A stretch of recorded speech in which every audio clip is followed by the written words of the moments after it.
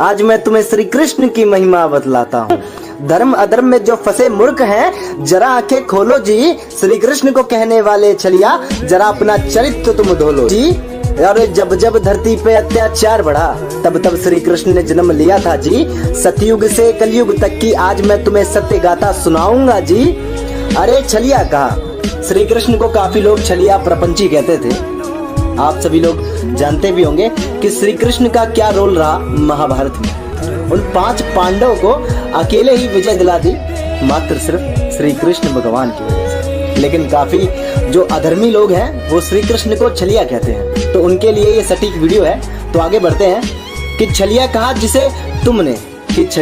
जिसे तुमने उनकी गाथा सुनाता हूँ कि जलमग्न हुई पृथ्वी हैग्रीव का आतंक फैल गया था जी। मत्स्य अवतार लिया था सबसे पहले और हैग्रीव से इस धरती को मुक्त किया था उन्होंने जी।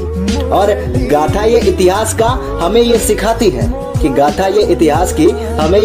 है बुराई चाहे हो कितनी भी शक्तिशाली, सत्य ही अंत में जीत जाता है जी। कि सत्य ही अंत में जीत जाता है जी।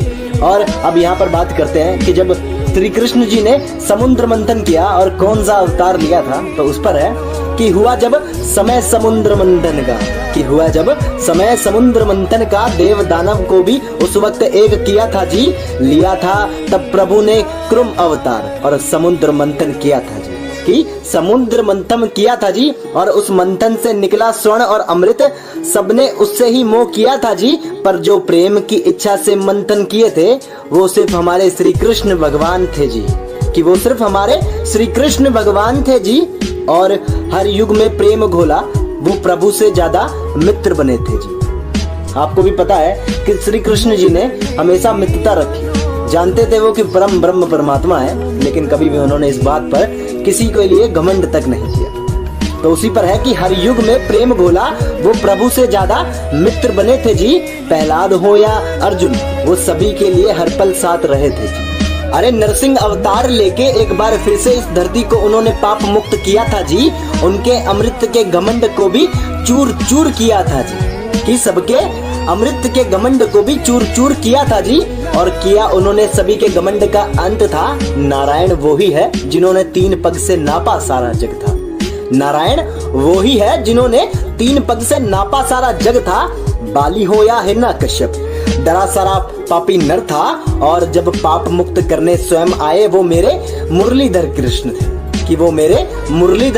थे। और जब समय आया त्रेता का, तो दुनिया को पितृ ज्ञान दिया था जी। पितृ भक्ति में डूबो श्री कृष्ण श्री राम ने तब जन्म लिया था जी। और अब मैं इस कविता को अंतिम शब्द देता हूँ, आप सभी गौर करिएगा कि रावण का भी अंत किया और अपने पति धर्म के साथ पुत्र धर्म का भी मान रखा था जी।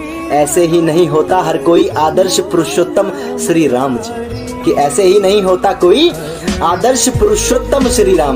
और जब समय आया द्वापर का, तब उन्होंने ही प्रेम बांटा था जी। राधा संग कृष्ण और इस जग को मित्र धर्म सिखलाया था जी। जय श्री कृष्णा।